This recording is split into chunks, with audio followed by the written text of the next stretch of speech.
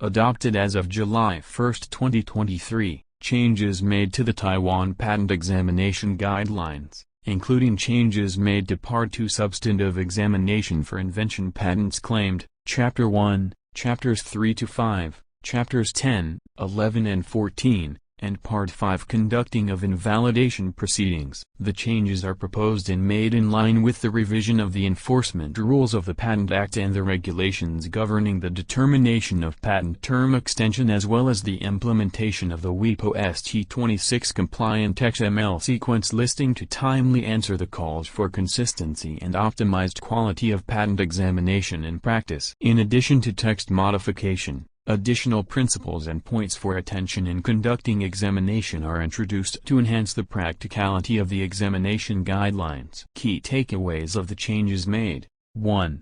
Part 2, Chapter 1 Written description, scope of claim, abstract, and drawing. Section 1.4 regarding the points for attention, a subparagraph numbered 5, is added to expound the principle to determine whether or not the prior art cited in the written description should be taken. 2.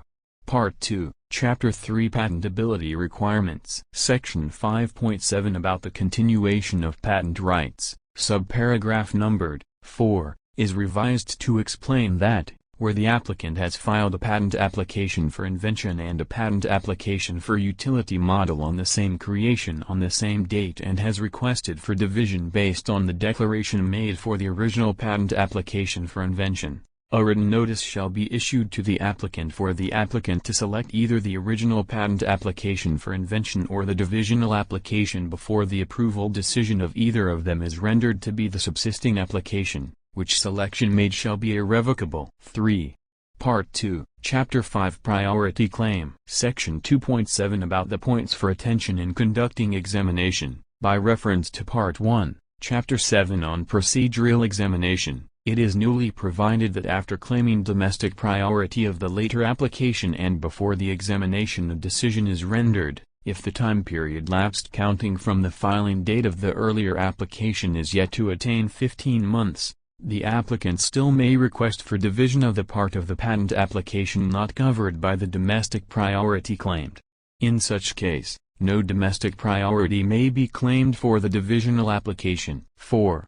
Part 2, Chapter 10 Division and Conversion. Section 1.2.1 about formality requirements. Further explanation is added in line with the May 1, 2023 revision of Paragraph 3, Article 28 of the Enforcement Rules of the Patent Act. Section 1.3 about the effects of a request for division. Explanation is given in line with the revision of Section 5.7, Chapter 3 regarding continuation of patent rights that the applicant shall be notified in writing to select the patent application to subsist before the approval decision on the original patent application or the divisional application is rendered. 5. Part 2, Chapter 11 Patent Term Extension. 5.1 where regulatory approval shall be obtained in accordance with other laws and regulations.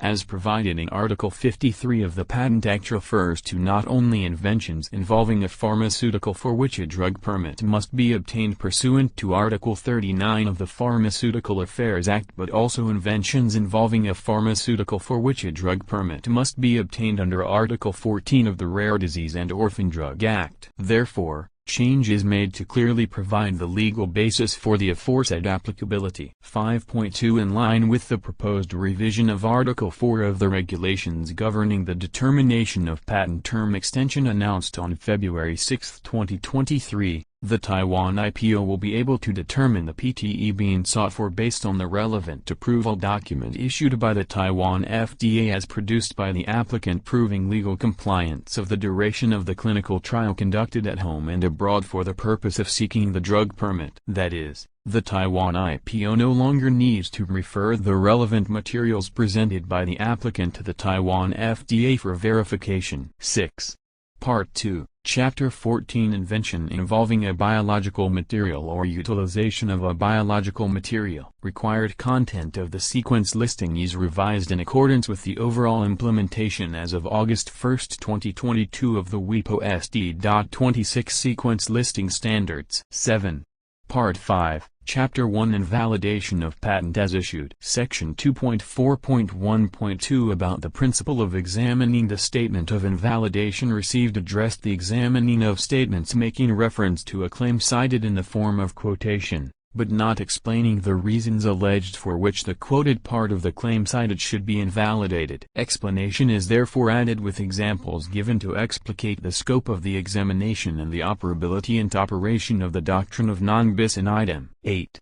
Part 5, Chapter 2 Invalidation of Patent as Approved of PTE. 8.1 This change is made in line with the revision of Chapter 11 about the examination of requests for PTE to provide that Article 53 of the Patent Act applies as well to inventions claimed involving a drug for which a drug permit must be obtained pursuant to Article 14 of the Rare Disease and Orphan Drug Act. 8.2 Text is modified in line with the revision of paragraph numbered 6.